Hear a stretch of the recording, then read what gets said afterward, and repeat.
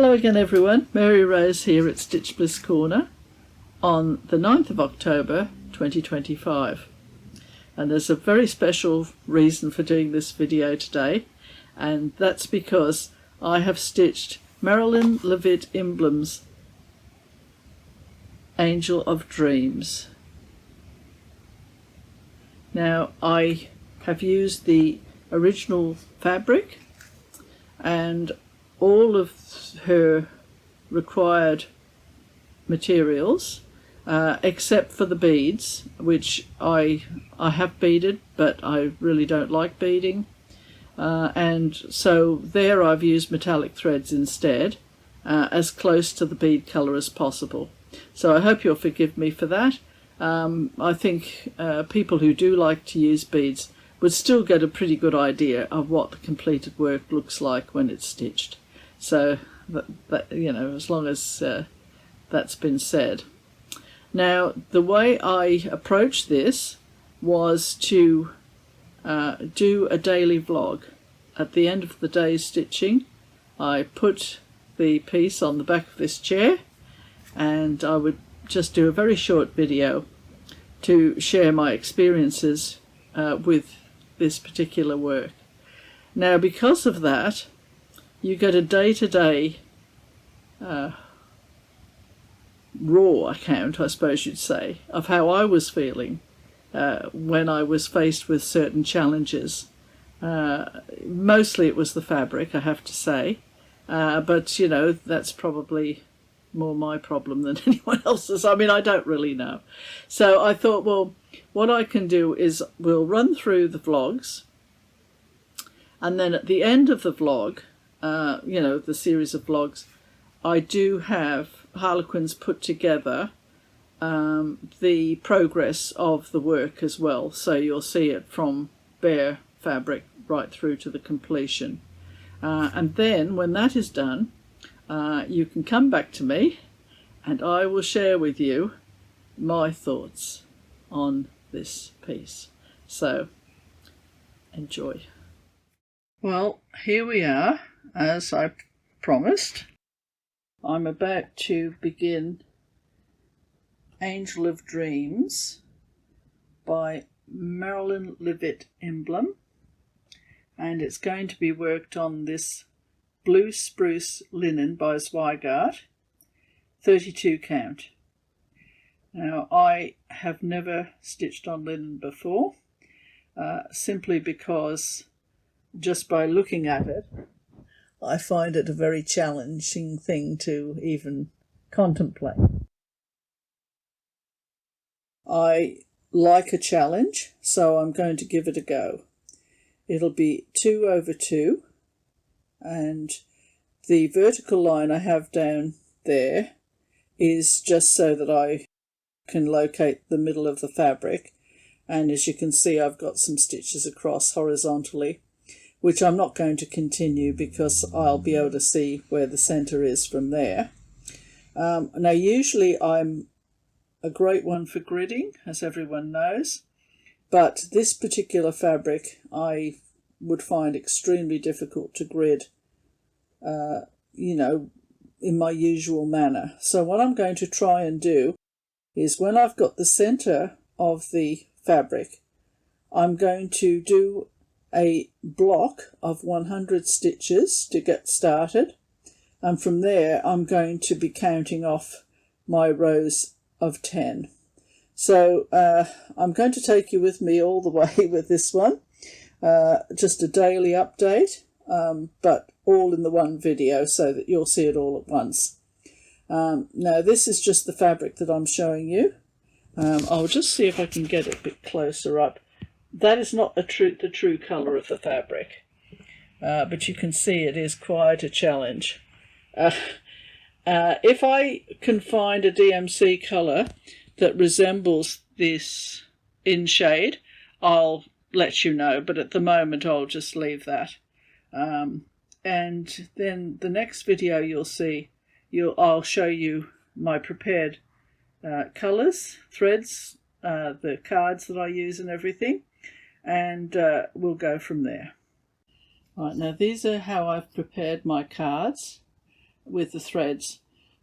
This one and this one, they're the major bank of colours where I've got the threads all together, and so they're the primary source.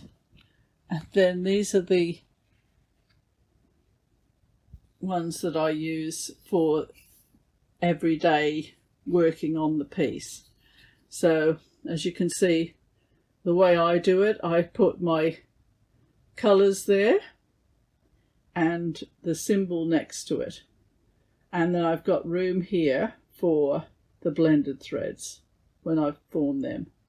And so this is how I'm going to go about approaching this work, and it's how I usually do my stitching anyway. It's a lot quicker and it makes things a lot easier,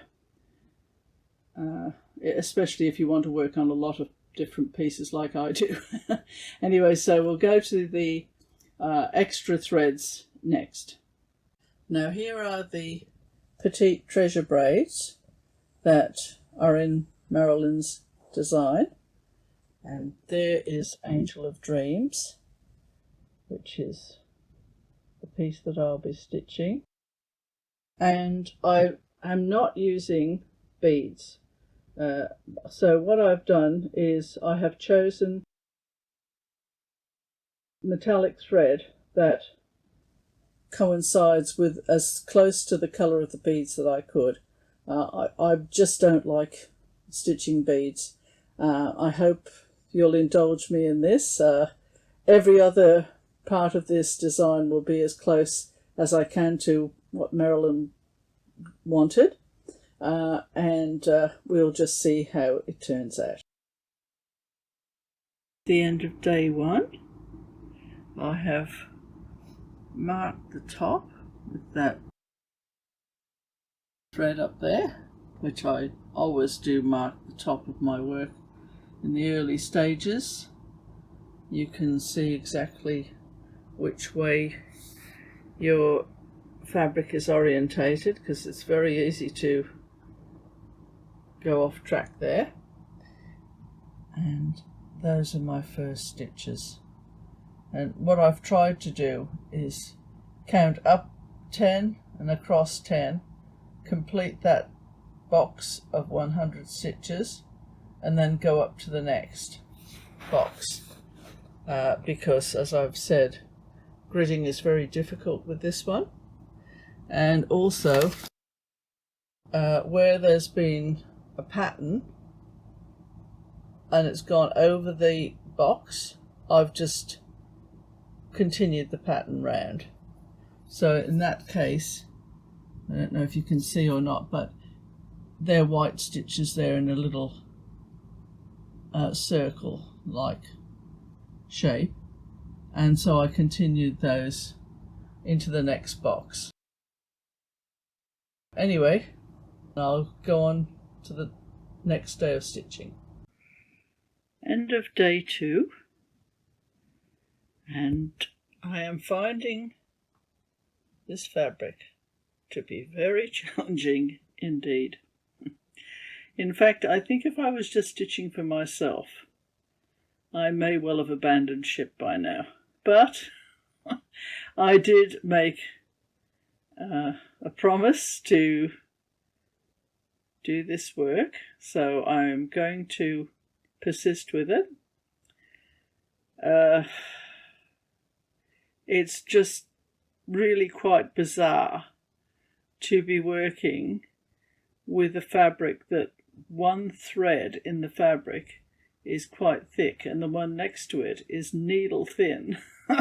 Well, not even needle thin, thinner than that. And yet somehow you're supposed to produce, well, I don't know that you're supposed to produce even stitches. I don't think that's it at all. It's more that you'd rather it didn't look as though it was stitched by a 5-year-old. I think that's what it boils down to. But anyway, nonetheless, it does have quite an organic appeal, I suppose you'd say. And the other thing about this fabric is it's a bit like stitching through. It's quite rough, you know, because linen as a fibre is quite rough anyway. So each time your thread goes through, it just gets a little bit more shreddy. So I keep my threads quite short now. And what else is... and also I think with a lot of the companies that make thread, because I'm using DMC as recommended, I think with their new dyeing techniques and all that sort of thing and restrictions, their threads probably aren't quite as tough as they were in the days that this was originally designed. Maybe, you know, it's possible. But anyway, that's my tale of woe for day 2. And we'll see how we get on for tomorrow.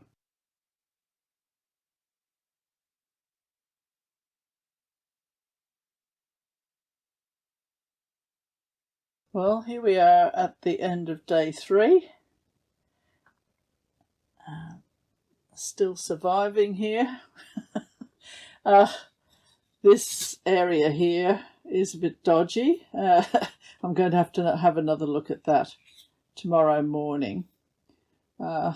It's just this uneven fabric. It's looking for a headache and finding one, I think. But anyway, well, I think once I've done this, which is highly patterned, this area here, then things should get a little bit easier. It's just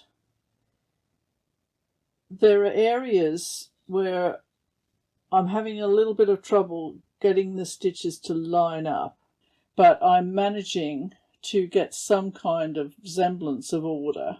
And as long as I can do that, as long as I can get my squares of 100 stitches to actually fit in and for the pattern to stay fairly true, well, I'll stick with it. So we'll just see how we go over the next couple of days. I'll know one way or the other. I think with this linen, if I was to stitch a sampler, for example, an antique sampler, that you would expect linen to be used, I think then I would probably stitch on linen again. But I think there's a good reason why I have always avoided cross-stitching on linen, because it's really not made for cross-stitching, I don't think. Well, not cross-stitching in an easy life, put it that way. Because I think that's why I'm finding it so challenging, because with my gridding, I'm relaxing when I'm stitching, because I know straight away if I go wrong, my stitches are relatively, happy. And in this case, some of the stitches are fighting me, but never mind.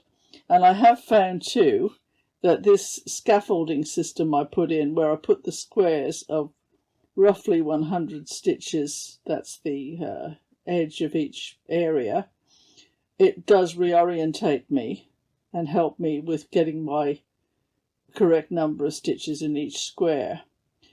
Even if that's not absolutely correct along the lines that it would be on an even fabric, it does help me to reorientate myself. Just going over it with the thread, I just go over where I've been, and it helps me with the next block of 100. And I do take my hat off to anyone who has stitched this without any kind of gridding on this fabric, because the achievement is phenomenal, I think, if you can do that. And thinking ahead, if I do get so far as the face and hands, I'm going to, I think, probably abandon the idea of going 1/1, because I think it would look very, I think it would just look a bit rough. But I thought, well, what I could do is on the edge of the fabric, I could just do a little bit of 1/1 just to see what it would look like. But I wouldn't like to stitch, an area on the actual area that you're looking at on the actual picture, if you stitched 1 over 1 on the face and then decided you weren't happy with it, frogging would be quite hair-raising, I think, because this fabric is relatively fragile. I think if you just pulled on a stitch, and it could easily damage the actual threads of the fabric. So I'm going to have to be absolutely sure that I want to do the 1 over 1. Even 2 over 2 is probably going to look a bit dodgy, but such a tale of woe, as I said yesterday.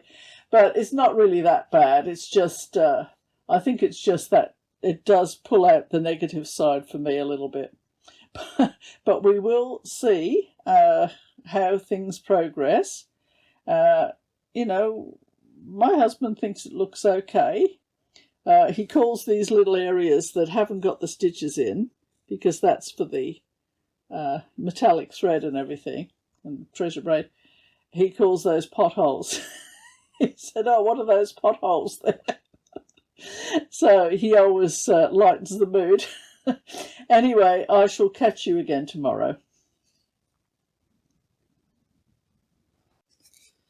End of day 4. And you can see by this gaping hole here that I've done some frogging. Now, I'm just battling on a little bit here. I'm going to see if I can rectify things here. Things just weren't lining up, even though the count was correct. It just didn't look right. I don't know if the actual fabric's got a warp in it or what's happened. But the potholes are lining up, Harlequin's potholes. So at the moment I'm hanging in there. So I'm just going to see how I go tomorrow with this area here, because it really looked like a rat's nest. The stitches were just awful. So I'm thinking, well, I'll give it another day or so, and even if I do abandon this work, I'm still going to show you these videos because I think you know, it's just part of stitching, I guess. It's just that I think stitching is also for pleasure, and if you're battling a bit, I mean, so far I haven't minded because it's just the challenge of it. But I know there'll come a time where I'll be thinking, I've got all these other pieces lined up to be stitching on, and is this really worth the time and effort?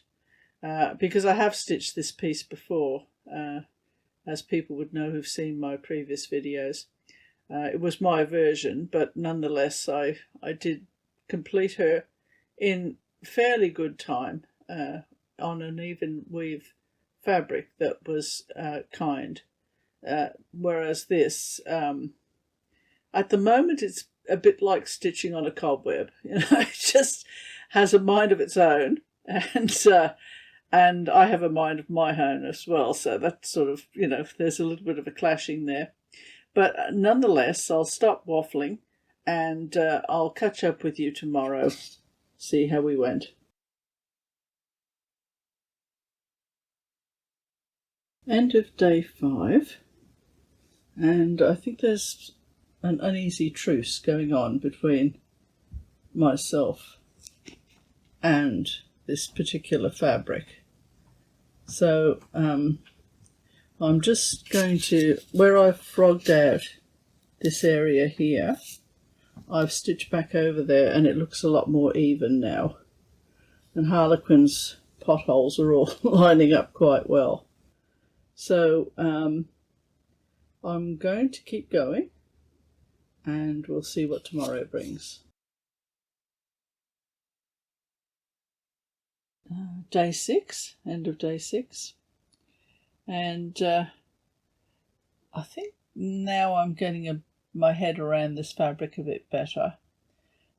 Even though the actual threads vary in width and everything, once you put your stitch across in the square, once you do your cross, they're fairly even, because even if it's a thin thread with a thicker thread on the fabric, somehow or other it seems to be fairly even. I'm finding all sorts of things out with this.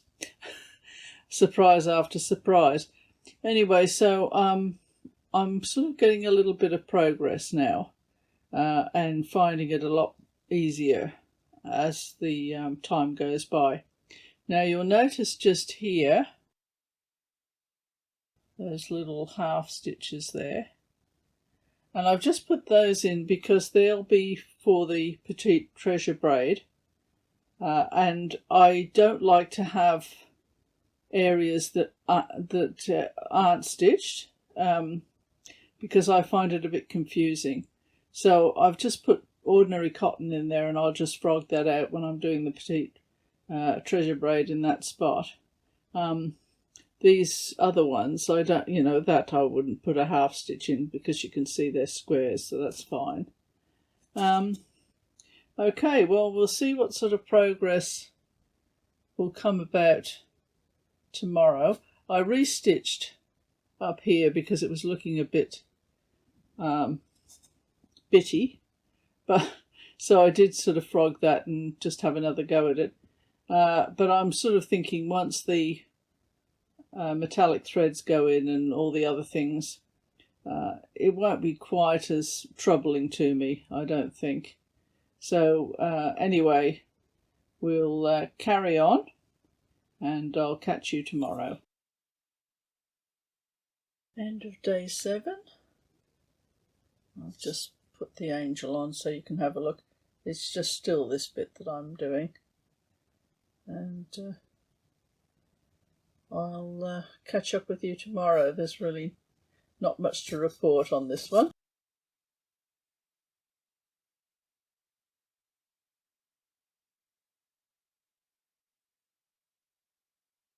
Day 8. Had a few interruptions today. Day 9. And I've been working in this area here today. Still having a few issues with this fabric. It seems to want to form a few lines, but I'll see if I can do something about that later. Now, I've marked, you can see those half stitches along there, the white ones, that's where petite treasure braid will go in. But when I'm doing my stitching, I don't like having areas with no stitching in. It disorientates me a bit. So I usually put something in there and then I can pull it out later. It just makes it quicker, because then you're not thinking, oh, should I put a particular colour in there? But if you've got it all marked, you sort of know, oh yes, that's waiting for the treasure braid to go in. And where this is maroon here, those maroon half stitches, that's where the beads were supposed to go. And as you know, I'm not using beads. I'm going to be using as close a colour as possible to beads, but in a metallic thread.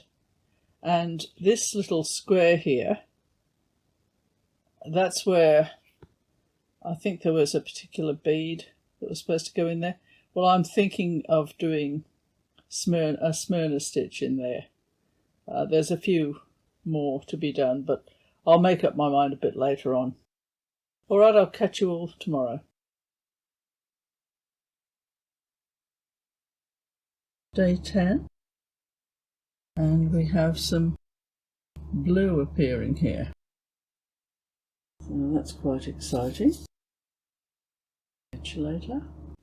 Well, here's day 11, and a little bit of progress here. That's this part here. Still got a bit of a way to go, but certainly getting there.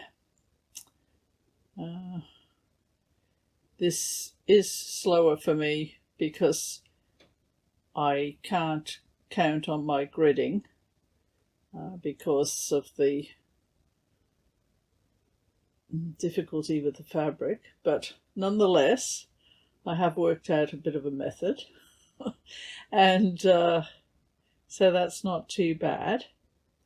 And I do have to be very careful with this, with my hoop. I've had to loosen it a bit because the actual strands in the fabric clump together, and I have to, I'll probably, well, they clump together a bit, and then I have to rearrange the fibres to get them to sit correctly. So it is a bit of an ordeal. Just there, you can sort of see it's a bit dodgy. And there's a bit dodgy as well. You can see where the strands are separating.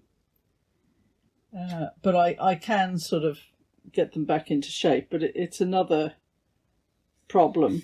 But I think if you use a frame, a roller frame, that would probably sort that out. But I'm not a user roller frame person, so I think I'll just stick with what I'm doing. I had thought about just getting a really big hoop, which I've got, and using that so that I don't have to, if I do mark the fabric, if I separate the fibres on the side, then it won't matter because it'll be out of the actual area where the piece is stitched, and it'll be more on the outer area. But I do like using a smaller hoop, so I think, barring any disasters, I should be able to rehabilitate the fabric. It's just a bit bizarre that that fabric is like that, but at the same time, it sort of does look nice on the fabric. So I'm a bit torn. And that's enough waffling for now. It's late, and I think I probably need a gin and tonic or something. Anyway, I'll catch you tomorrow. Day 12, and I've just been doing these blues here.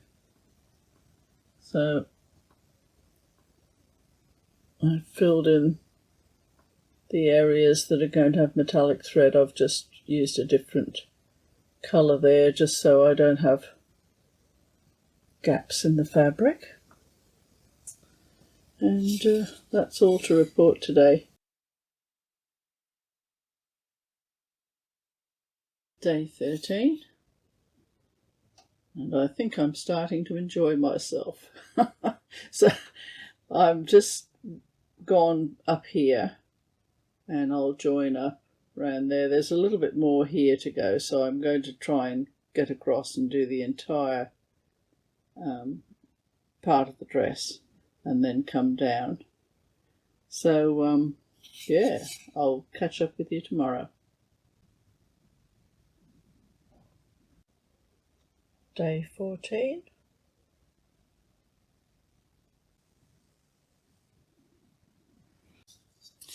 Day 15. I've been working in this area here. I intend doing this area, and then I'll do the final piece of the gown, and then I'll be able to go from the waist up. So progress is being made. Day 16. I've just been watching The Sound of Music on the internet. It's on at the moment. I do have the DVD here anyway, but I thought I'll just pop it on and just love that scene where Maria is getting married. It's a fabulous piece of cinematography. Anyway, back to what I'm supposed to be showing you. I just thought I'd show you here. Now this is ready for tomorrow, and see where I've put the scaffolding, as I call it, which is sort of like my gridding, but I just stitch it over the top because this is the known line that is correct.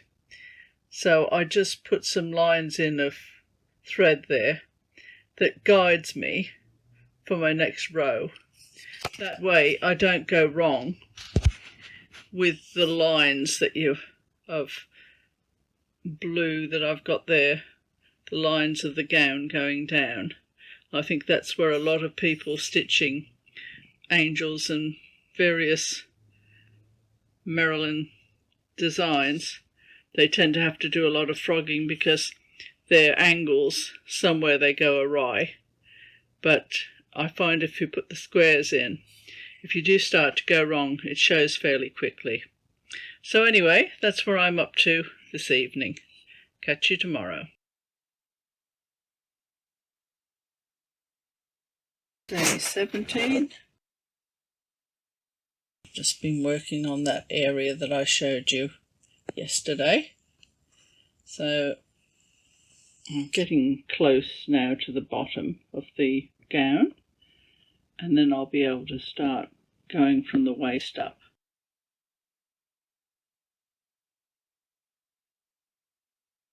Day 18. Day 19. And yeah, I'm getting closer now to the lower part of the design down here. I think there's a little bit more there. I've put some scaffolding in for tomorrow to make sure that I can keep these lines going straight. With this fabric you only need one little thread and you can start making miscalculations with the placing of the stitch. Now here I haven't done half stitches to mark where the metallic thread is going. I'm going to try not to do that because I really don't feel that I need to do that area because it looks as though I've got it right.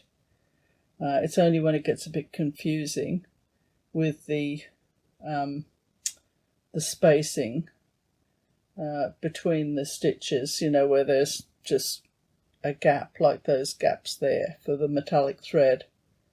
It can make it difficult for stitch placing, but I am getting somewhere I think now. And then I'll be heading on up to the top part of the design. And of course, I'm looking forward to the metallic thread part. But you can see here where the fabric is a little bit wonky. And here there's sort of like a line. But I think once the metallic threads go in, the eye will come away more from the background threads, and the eye will go more towards the decoration. But you know, it is quite an enthralling thing. But I think I'm going to go to bed now, and I'll catch you tomorrow.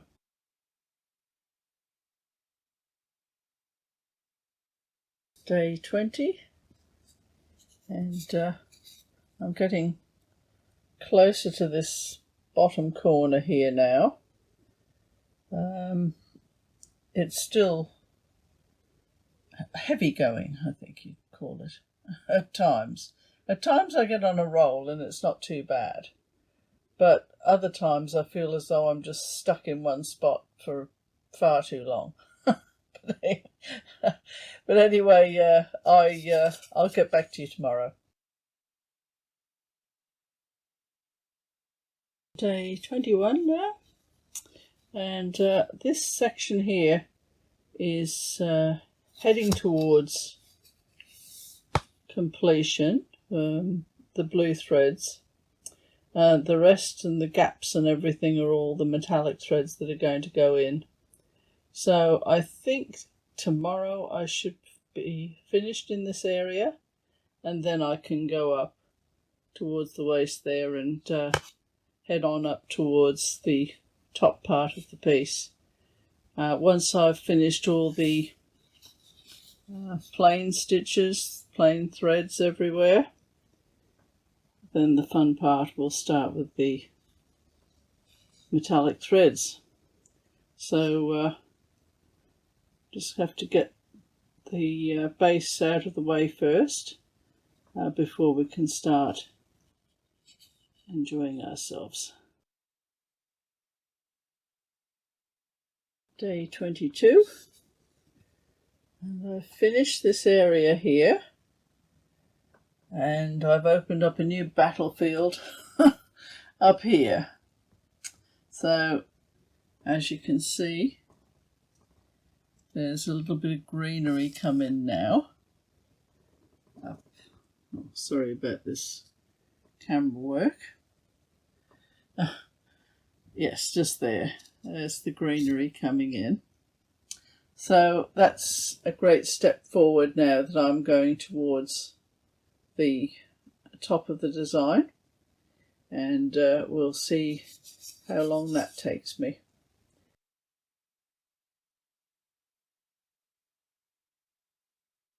Day 23, and we have some hands here that's come in, and the sleeve, one of the sleeves. Now I realise that I may have made my life easier if I'd used magnification of some sort apart from my glasses, but I don't really like to use magnifiers because, well, they make me feel a bit sick, actually, a bit nauseous anyway. I mean, I could use them, I suppose, if I was just doing a face or something. You know, I could kind of do a small area with them. But I think they're a bit awkward, and I do like to just do what I normally do anyway, just because I'm not happy fully with the fabric. But I think the difficulty with it is because I use a hoop, and as I've said before, it sort of strains the actual fabric. You get, where it pulls, you can see it's pulling there, and I'll have to put that back into position afterwards. I can't really have my hoop as tight as I would like, and so that makes the stitches a bit more difficult. Although here they seem to be not too bad. So it really is a roller coaster. Day 24, and she's starting to have a kind of a delicate look about her. It just occurred to me this evening as I draped her across the back of the chair. It just, I don't know, there's just a kind of delicate quality about it. Anyway, battling away just in this area here. I think the rest of it, you know, as I go up, I seem to have the lines of stitches working pretty well. Here I thought I was going a bit awry, but I think I'm all right. So I shall finish that part off tomorrow morning, and then I can start going up again. So yes, progress is being made.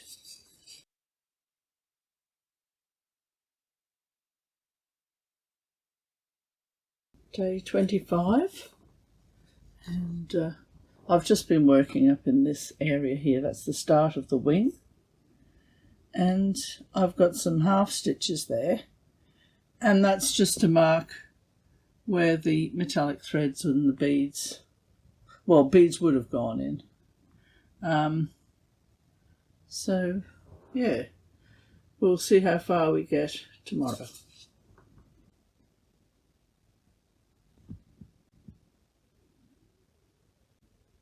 We're on day 26 now, and just in this area here there was a tiny little strand, and it caused me to not have my crosses correct, so I had to frog out a little bit there, and I really had to talk myself into it, because I think I could have maybe got away with it, but I thought, no, that's not really what I want to do. So it wasn't that bad, but it did slow me up a little bit. So now that's been rectified, I'm going to go on up the top and keep going with her wings, and then I'll go across to her hair and face. So that's all to report today.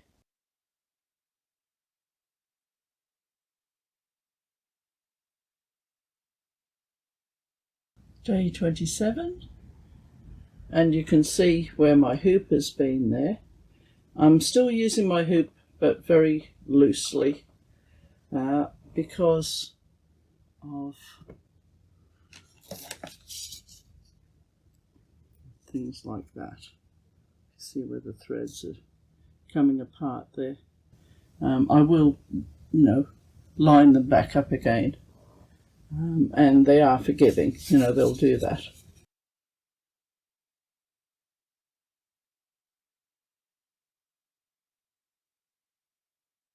The end of day 28, and the wing is starting to take shape. So I'll catch you tomorrow.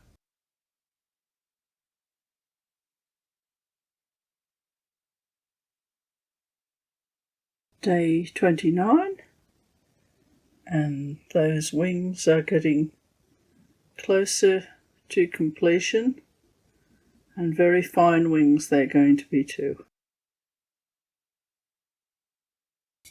Day 30, and the wings are now complete. I just have the head and the hair to finish here, and I've got some guides in there ready for tomorrow morning.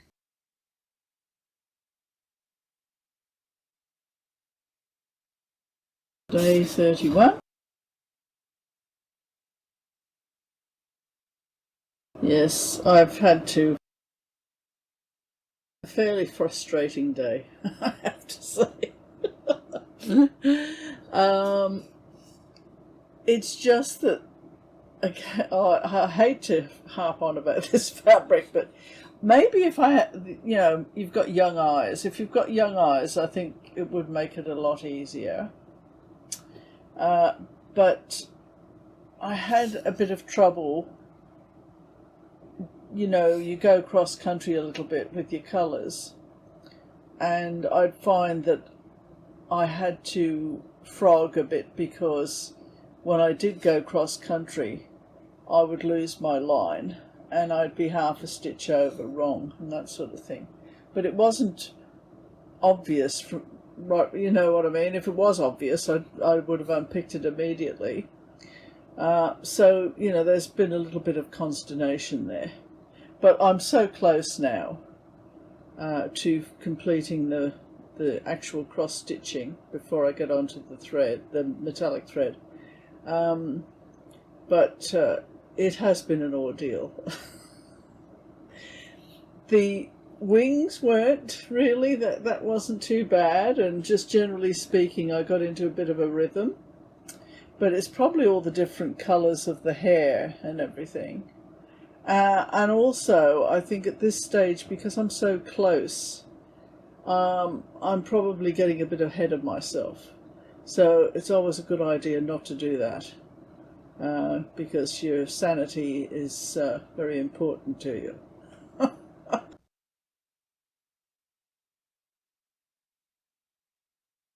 Day 32.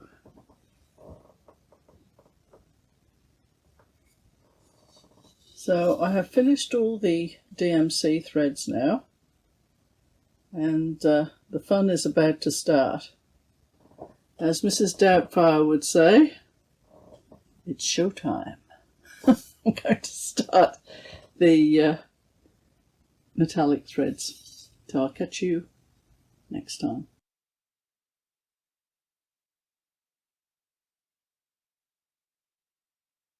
Day 33, and now the gold treasure braid is going in. I've done all around there, little star on the side there, and I've also got some of the lighter, well, it's more of a purpley silver colour of treasure braid just going in there as well. So it's a bit like icing a cake. Day 34, and I've been working in this area here, and you can't really see how sparkly it is, but it really is quite dazzling. And Harlequin had a look this evening, and he said it looks quite gossamery, and he's quite right, and not for the first time. It does look a little bit like gossamer. It's getting to look quite delicate, and I'm beginning to understand and appreciate just why Marilyn chose this fabric. I think the colour of the gold treasure braid, which I thought was a bit orangey for my liking, but I think it contrasts very nicely with the fabric. You can't really appreciate fully the contrast because the colour of the fabric is not the same as it appears on the video. So it's very difficult to get that across. But looking at it with the naked eye, it really does make a big difference. Anyway, I'll catch you tomorrow. Day 35. I've been working around here, and I'm just about to go into this part and on. So that's my update for today.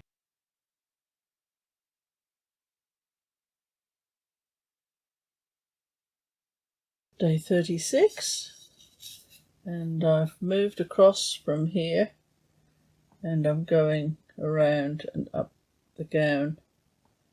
Bit more to do here, and then I can move on up. So it's been a solid day stitching today.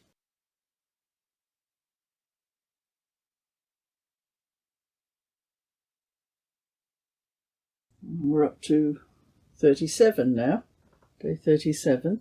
Now, as you can see, I've finished all up around here. That looks very pretty there, doesn't it? And I've now gone to this middle section here, and what I've done, this is where the beads are supposed to be, and I used that colour there, which is a sulky, and I put that in for the first crosses, and I went over quite a lot to bulk it up. And then I've used this one, which I've had for a long time. It's a blending filament. It's a Krynic 021, and I've gone over the top of this one with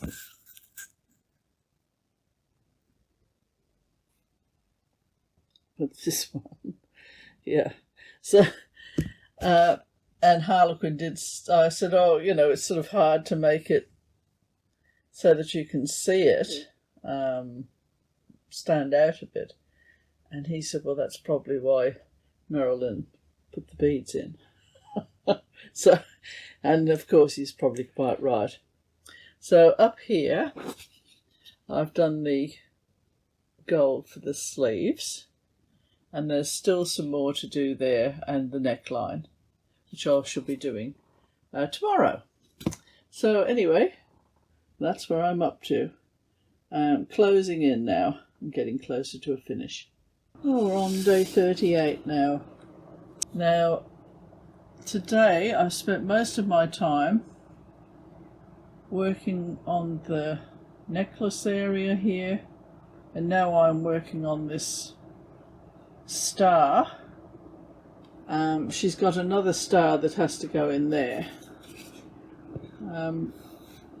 This actually is really quite difficult because you're trying to line up to make sure you're not a one stitch across or one thread across, that you've got the lines correct, even though it's just a star, and theoretically it doesn't really matter if you do go a bit off grid there, I suppose. But I am trying to get it as accurate as possible. So yeah, I'm swinging off to bed now.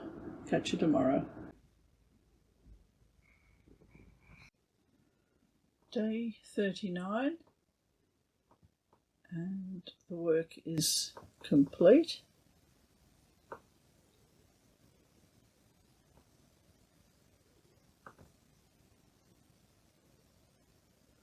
So I'll just need a few days just to get everything squared away with Harlequin putting the videos together and everything, and then we'll be uploading it.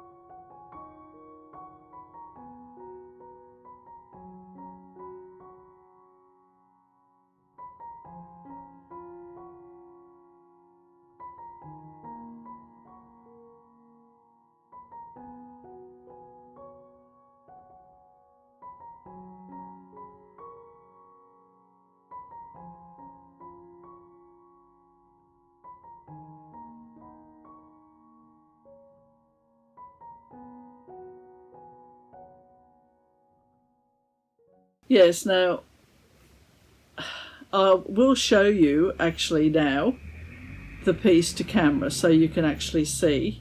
Bear in mind that because the video doesn't really show up the sparkliness of it, you just have to use your imagination for that part.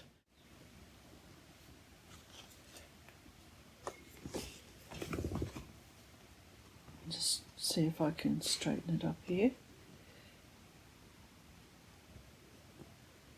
Just got a, oh, excuse me a moment. I've just seen a bit of my scaffolding in there.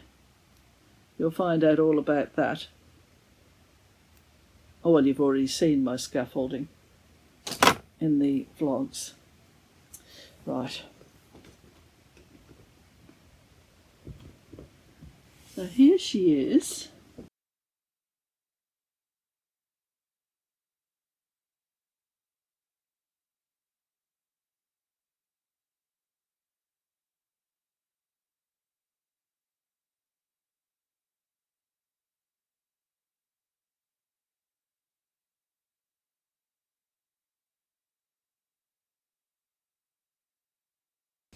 So there is the completed work. Now I'm going to refer to my notes now to try and cover everything. Now do forgive me if I say again what I've already said in a vlog, because that can't be avoided really, but I'm trying not to go over old ground. Now the original fabric was the 32 count blue spruce linen by Zweigart. Now it's not the true colour on YouTube because the camera doesn't really pick up the shade. Now, if you just the colour that I felt was closest to it, although it's a bit darker than the actual shade of the fabric. But of course, everybody's eye is different, so how you see colour could be different.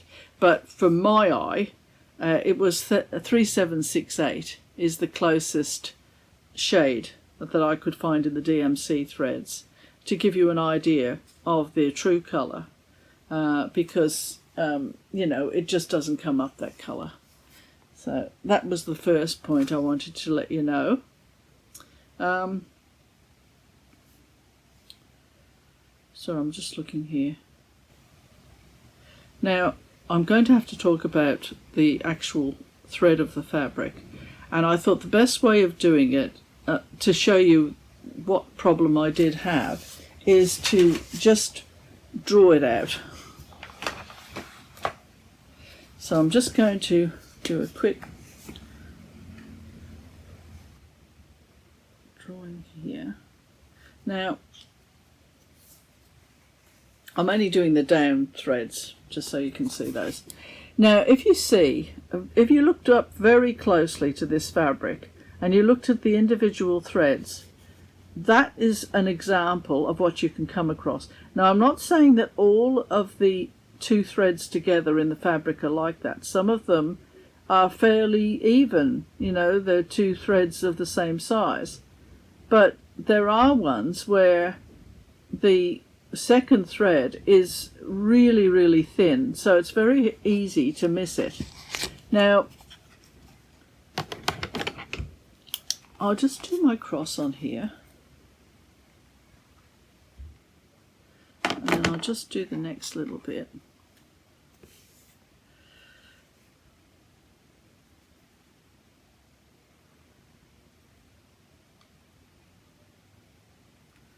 So, oh, that second thread's a bit thick, but anyway. You put your cross along like that, okay? And then you put your next cross in over the next two threads. And that's fine. But the problem is that because the second thread can be so thin, when you come along later on, it's very easy to accidentally go like that. So you've got and they pull together. So it's not straight away obvious that you've trespassed over onto this other thread. you pull it into this and it looks right. But then when you come over to do the next cross down on this side, you're missing this little thread. And so this next set of threads, they might be practically equal in size. So you can see where you can start to go off. And then the temptation is, oh, well, I'll just do 3 threads all the way down because it pulls together and it will still look okay. But it does. You can't really do that. You really do have to just unpick it. Now, here is where you think, well, why don't you use magnification so that you don't have that problem? And that would be a good solution, and I do recommend it if you do use this fabric, because that would probably solve a lot of your problems. But the thing there is, for me personally, if I use magnification, and I've got a lamp there with the magnifier and everything, I do feel a bit sick when I do that. And I don't really like to use it anyway. So I know I made a rod for my own back there, but I could do it though. You know, it's not like it was not possible. You just had to be really careful and just keep checking that you hadn't accidentally gone over the hair's breadth next thread. Now, the interesting thing about it, and this is what I sort of can't really get my head around, is that despite the unevenness of the threads, when you actually put your cross in and you do it correctly, somehow or other the stitches look fairly even, which I wasn't expecting. I was expecting, oh yeah, I know how this is going to go. It's all going to look crooked. But provided you kept that, you know, preciseness, you can see that they're fairly even, especially on the blue there, it really does show there. So it's one of the mysteries of stitching, I think. Sorry, I've just got a little bit of blue on my hand from my texter. Anyway, so that was that particular thing. Now, what was the next thing I was going to say to you? Let's get my notes here. Oh yes, now I did, and I mentioned this too, that my hoop did damage the fabric, that it separates so easily that you really have to not have your tautness quite as much as I like. I do like it fairly taut, but I just had to have it fairly loose because of that. And I think my stitch tension, it did kind of loosen up because of it, so the evenness isn't quite there. But nonetheless, it looks okay, but I'm just saying, if you are going to use a hoop with this fabric, you have to be very careful with it. And the thing is, even if it does pull apart, which it can do, you can sort of, using a needle, you can pull the threads back into position again. But, you know, it is a bit hair-raising though, because you know that if you're doing that and you break a thread, well, it's not going to be very good. But I'm not saying it's as fragile as all that, but you just have to have your wits about you. That's what it boils down to anyway. And I think this fabric, strangely, I don't mind. I like the fabric in a way, but it would be better for embroidery rather than cross-stitch, I think. And I suppose too, you see, Marilyn, I think she had the artist's eye. Of course she did. So I think she was looking more at the colour of the fabric. And in those, you know, in the 1990s, there weren't many, well, I don't know how many hand-dyed or dyed fabrics there were suitable for stitching. It was mostly just plain white or cream colour, or all the even weaves and everything. So maybe she had to go to linens to actually get a colour for her to put her angel on, for all I know. And today she may well have made a different choice. I mean, who knows? But I'm glad she did choose this because it looks lovely against it. But I'm just saying, because my concern is that if you decide to stitch this angel, you know, just so, if anyone decided to stitch her and bought all the recommended and sat down and started with this fabric, I think it would be very difficult to keep going with it. I mean, I kept going because I said I was going to do it and I liked the challenge of it.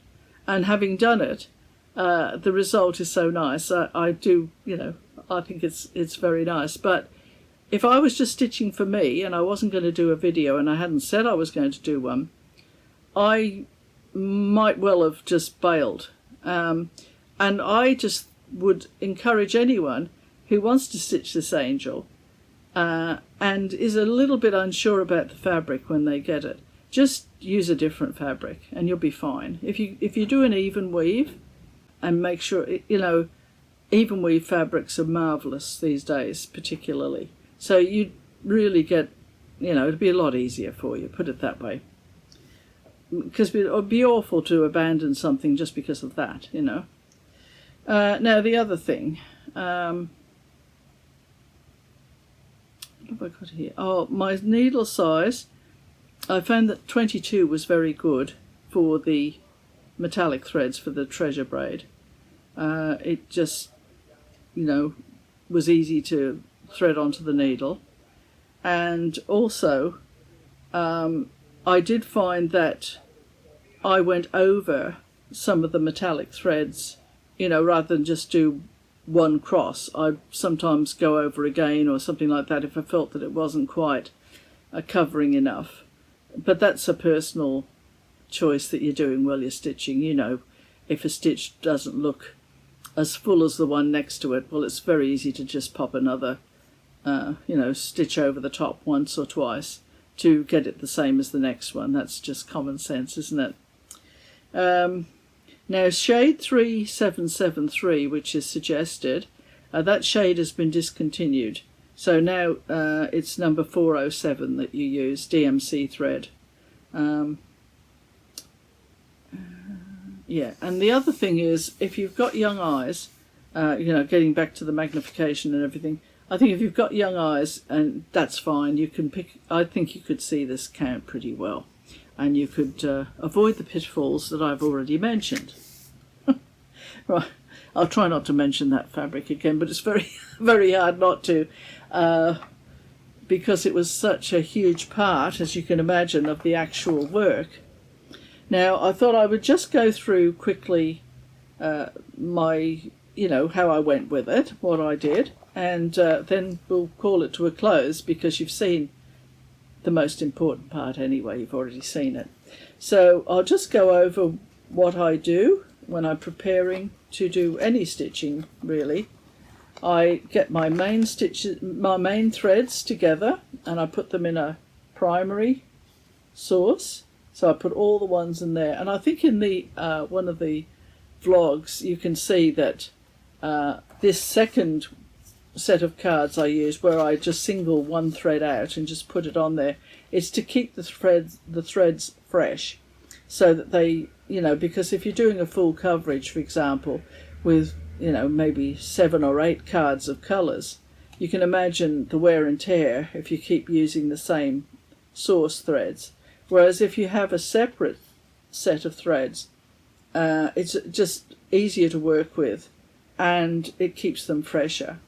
And now in this case, I really didn't need to do a separate set, really, because there aren't that many colours there. But it was just, force of habit, I guess. And I did put on, when I did my second set, I noticed in the vlog that I had all my white from the main threads. I had them all on there anyway, even though it's supposed to be the single thread one. But you get the idea that that's what you can do anyway. And then I usually put the symbols on there too, just as a reminder that, because you can sometimes, when you're tuning out or you get distracted, it's easy to start stitching in the wrong colour. But if you've got that symbol there to remind you, it's just easy to just check it before you start stitching. So that's that. Now this particular colour here, this is, has it got the colour 245. Mind you, I've had this years. But this is the thread I used for around, you can't even hardly see it, look. It's for around the face.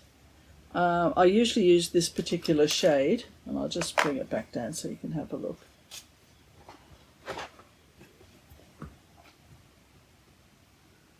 Just along there,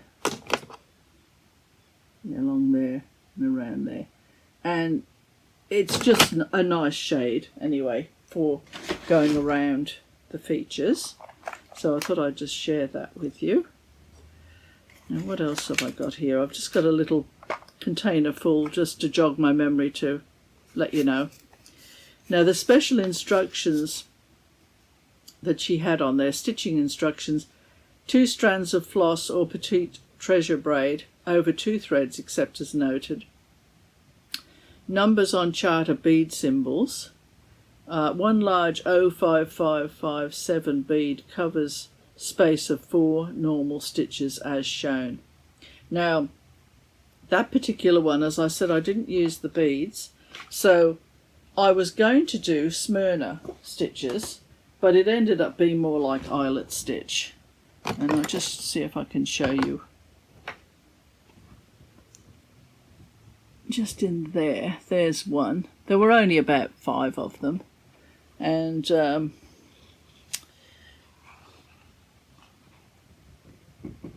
just there and there.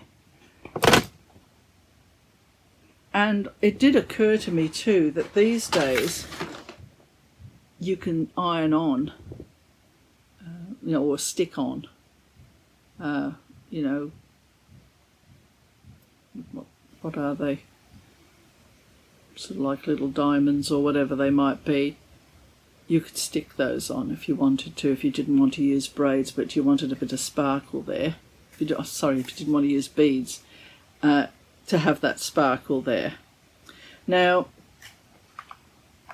for the face, I just used my little ring just to go around the face, you know, the hair and everything, very loosely, so as not to damage you know what.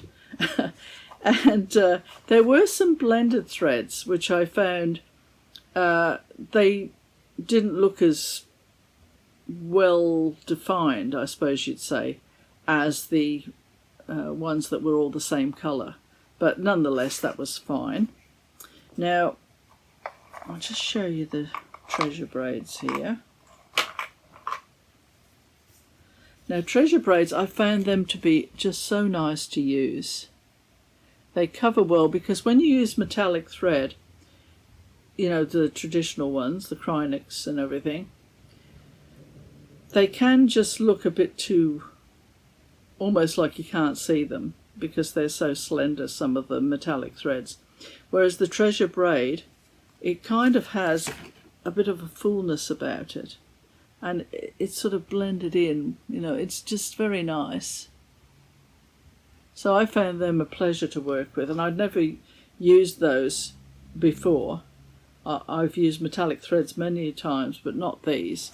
So there was that colour, which I used, and also this very pretty colour. And then there was this one, which I thought was a bit out there actually, but it contrasts so well with the background. So you can see why Marilyn did pick this colour gold, because it does pop off the colour of the background. Now, I think the only other thing I have to say is another tip that I use. Now, when I finish, now you can see here, for example, I have put a lot more thread on there than I needed, but this came off the bobbins. So when I use with my bobbins, see how I've got it already cut there, and when I'm just reloading my bobbins, I just naturally put the number on, and I either put it all in one,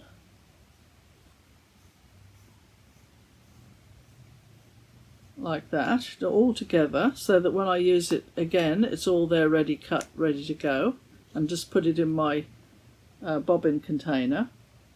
Or I take the thread one by one, which I'll do that now. So I just get the thread like that, and then I just pick up 6 threads and go along like that. Do the 6, and then I get another and do that individually as well, and until the bobbin's full and all the thread's gone. And that is how I do it, because then I can keep them in the bobbins, and then when I need to use them again, they're already cut, ready to go. So that's my other tip. Now, in closing, I hope that Zweigart isn't too upset by my carrying on about their fabric. It is a bit unfair, I suppose, because, as I say, I didn't use magnification, and if I had, I probably would have found it a lot easier. Nonetheless, linen and I are just not friends anyway, so I had no business going anywhere near linen. But, as I say, I did want to just give it a go just once, and I am very satisfied and happy with the result. And I hope you enjoyed this video, and I'll see you next time round. That's going to be interesting, because Harlequin asked me if I wanted any dimensions kits, and I sort of got a few of them. They're ones that I in the past have been tempted to stitch, but I've always thought, oh, I don't know if I really want to stitch that or not. But I pushed the boat out, and so I've got quite a few of those. And I'm also going to begin on a version of The Last Supper that I'll be doing that first. But I am thinking of doing some whips, which is very unlike me, but I am thinking about it. And in the meantime, I'm going to be doing the Prairie Schooler Santa that I did show you in one of the videos recently. And I'm going to do that just for a few days, just get him done, and then I'm going to start on my full coverage piece. But I won't have finished the full coverage. I'll come back to you before I do that, because usually I do a full coverage and I do my videos when I've finished the whole thing, and then show you some of the stages and all that sort of thing. But this time I am going to update you on quite a few things, because there are quite a few things that have happened, stitchy-wise, since the last time I saw you. So I think, give it a month or so till I just get myself sorted out, and hopefully there'll be another video for you to have a look at. And I'll see you later. In the meantime, thank you so much for your company. Be blessed. And that's all from here today. Goodbye for now.